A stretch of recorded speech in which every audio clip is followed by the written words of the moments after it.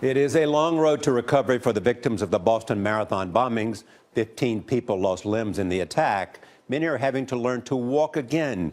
Ben Tracy meets an inventor who believes they can not only get back on their feet, but run.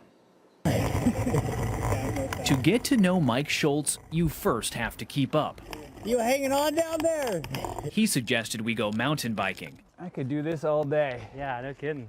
This was tame for him. He's a professional motorcycle and snowmobile racer in his native Minnesota. And a good job to have when you live in Minnesota. Yeah, we occasionally get a few snowstorms that roll through, and you can't do a whole lot about it other than get out and play in it. Schultz gets gold. Monster Mike, as he's known, has competed in the X Games 11 times. So this past month, when Popular Science named him one of its inventors of the year, some of his racing buddies realized the monster was now the mad scientist. He created what he's called the Moto Knee and VersaFoot, a prosthetic for extreme athletes to use in extreme sports. It's waterproof, absorbs shock, and has more range of motion than conventional prosthetics. It allows it to bend 130 degrees like your real leg does and still have resistance all the way through that range. Mike built the prototype in 1 week without any formal mechanical training. You were not a professional engineer. This was not your job, but you did have motivation.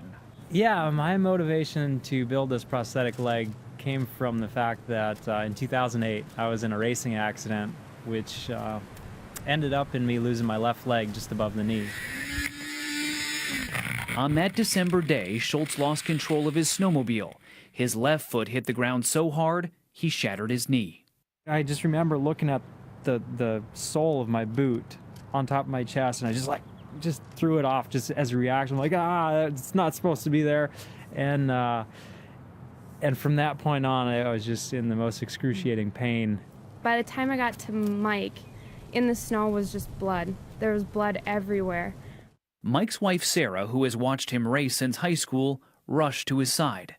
I just dropped down to my knees and I just told him, I'm like, Mike, you keep looking at me and you breathe with me and it's going to be okay. And that's where I stayed. I just stayed right by his side, telling him that it's going to be okay. How life-changing did you think this would be for him? Mike was a professional athlete at the time. That was our livelihood. That was his job. That's what brought a smile to his face. It just seemed like the whole world kind of came crashing down at that moment in time. It changed so quickly. Even though he lost his leg, Mike was determined to race again. He had an idea for a new leg that he would build with mountain bike parts. He called the Fox Shock facility near his house, where his friend Rick Strobel works. I mean, at this point, are you kind of humoring him because you feel bad and you're not thinking this is going to work? At first, I didn't realize he was going to make it bend and do all this stuff, and I was just like, wow, this is unbelievable. The mountain bike shock regulates the joint's stiffness with compressed air.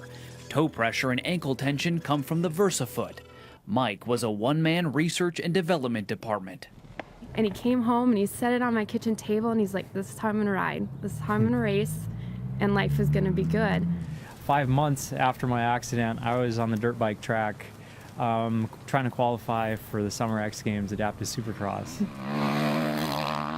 Mike won the silver in that event. He's won 4 gold medals in the games since then. Did you have a moment where you say, I don't care about your invention, you're not doing this stuff anymore? Not really. No. Yes, there was a moment like, oh, I cannot believe we're here and I can't believe we're doing this. But I was so proud of him. At the end of the day, I will support him to the moon and back because I believe in him that much. In 2010, Mike started a company, Biodapt, and custom builds each leg in his garage in Minnesota. He's now sold 50 of them to amputee athletes and inspires soldiers returning from war with missing limbs. Its work, he says, is more rewarding than winning any race. I've got the best job in the world right now, and it makes all this hard work and effort well worth it. What started out as a way to get himself back on the bike has taken Mike down an entirely new path. For CBS This Morning, Ben Tracy, Scotts Valley, California. Oh. It's amazing. I love those kind of stories when something happens to you and you figure out a way to turn it around. Can you imagine how many people are trying to get Mike's number on the phone right now? The inspiration that he will do for others. Absolutely. And you also think about all those soldiers coming home. That's right. That they have a different life now that they did not have, say, 10 years ago. Yeah, I'm thinking about Boston too. Exactly. Many of those amputees from Boston. Go Monster Mike and wife Sarah, who will support you to the moon and back. I like her.